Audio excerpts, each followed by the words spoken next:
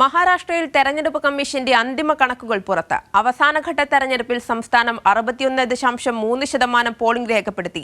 മഹാരാഷ്ട്ര രൂപീകൃതമായതിനു ശേഷം നടന്ന ലോക്സഭയിലേക്കുള്ള തെരഞ്ഞെടുപ്പുകളിലെ ഏറ്റവും ഉയർന്ന മൂന്നാമത്തെ പോളിംഗാണിത്.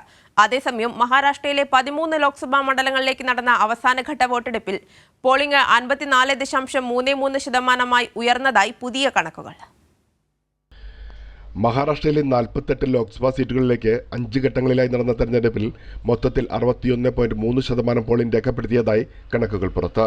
ഇത് 2019 അപേക്ഷിച്ച് 0.6% വർധനവുണ്ടെന്നാണ് സംസ്ഥാന മുഖ്യ തെരഞ്ഞെടുപ്പ് ഓഫീസർ എസ് ചോക്കലിംഗം അറിയിച്ചത്.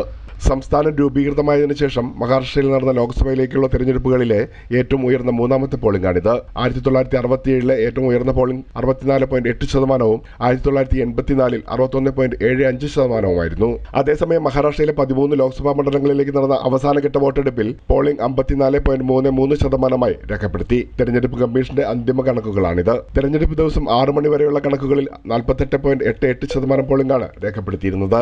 ഇതിനെ തിരുത്തിയാണ് പുതിയ കണക്കുകൾ പുറത്തുവന്നിരിക്കുന്നത്. മുംബൈയിലെ 6 മണ്ഡലങ്ങളിലും താനെ, കല്യാൺ, പാൽഘർ, ഭീവണ്ടി, ദിൻഡോരി, നാസിക്, ദുലെ എന്നീ മണ്ഡലങ്ങളിലുമാണ് അവസാന ഘട്ടത്തിൽ വോട്ടെടുപ്പ് നടന്നത്.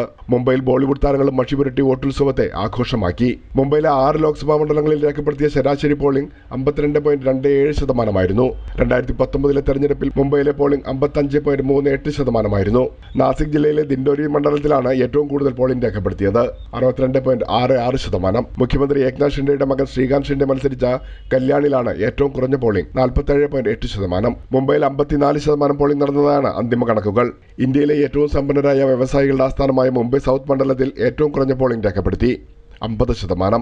BJPയുടെ ശക്തി കേന്ദ്രമായി കണക്കാക്കപ്പെടുന്ന മുംബൈ നോർത്തിലാണ് ഏറ്റവും കൂടുതൽ പോളിംഗ് രേഖപ്പെടുത്തിയത്, 57%. കേന്ദ്രമന്ത്രി പീയൂഷ് ഗോയലാണ് ഇവിടെ നിന്ന് മത്സരിക്കുന്നത്. പ്രേംലാൽ, കൈലി ന്യൂസ്, മുംബൈ.